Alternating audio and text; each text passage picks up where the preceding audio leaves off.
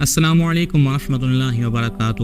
ایک نئی ویڈیو کے ساتھ آپ کی خدمت میں حاضر ہیں، جس میں ہم جانیں گے کہ حضرت یعقوب علیہ السلام نے حضرت یوسف علیہ السلام کو اپنا خواب بھائیوں کو بتانے سے کیوں منع کیا، اور ہم اس ویڈیو میں یہ بھی جانیں گے کہ حضور صلی اللہ تعالیٰ علیہ وآلہ وسلم نے خواب کے بارے میں کیا فرمایا، اور اس ویڈیو میں ہم یہ بھی جانیں گے کہ حضور صلی اللہ تعالیٰ علیہ وآلہ وسلم نے اپنے آپ سے خواب بڑھ کر بیان کرنے کے بارے میں کیا فرمایا۔ قرآن کریم کے اندر ہے، حضرت یعقوب علیہ السلام نے حضرت یوسف علیہ السلام کو فرمایا کہ اے بیٹے اپنا خواب بھائیوں کو نہ بیان کرنا۔ حضرت یعقوب علیہ السلام نے حضرت یوسف علیہ السلام کو خواب کو بھائیوں سے بیان کرنے سے منع فرمایا۔ اس سے یہ بات معلوم ہوتی ہے کہ ہمیں اپنا خواب اس کو بیان کرنا چاہیے جو اس کی صحیح تعبیر جانتا ہو، یا اس کا قریبی دوست ہو، یا اس سے محبت رکھتا ہو، اور جن سے نقصان کا اندیشہ ہو اور جنہیں خواب کی تعبیر کا علم نہ ہو، ان کے سامنے خواب بیان نہیں کرنا چاہیے۔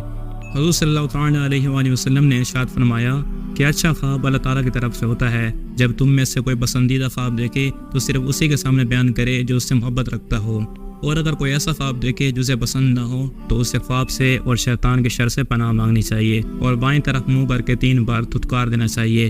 اس سے وہ شیطان کے شر سے اور خواب کے شر سے محفوظ ہو جائے گا، اور اس خواب کو کسی کا سامنے بیان نہ کرے، انشاءاللہ اس کو کوئی نقصان نہیں ہوگا۔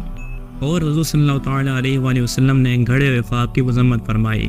حضور صلی اللہ تعالیٰ علیہ وآلہ وسلم نے فرمایا کہ جو شخص ایسا خواب بیان کرے جو حقیقتاً اس نے نہ دیکھا ہو تو وہ قیامت کے دن 2 جو کے دانوں میں گرہ لگائے گا، اور وہ ہرگز ایسا نہیں کر سکے گا۔ اس لیے ہمیں چاہیے کہ ہم اپنا خواب کسی عالم سے بیان کریں اور اس سے اس کی تعبیر کا پتہ کریں۔ اگر آپ کو ہماری ویڈیو پسند آئی تو ہمارے چینل کو ضرور سبسکرائب کر لیں اور بیل کے آئیکن پر بھی ضرور پریس کر لیں۔ ملتے ہیں اگلی ویڈیو میں، تب تک کے لیے اللہ حافظ۔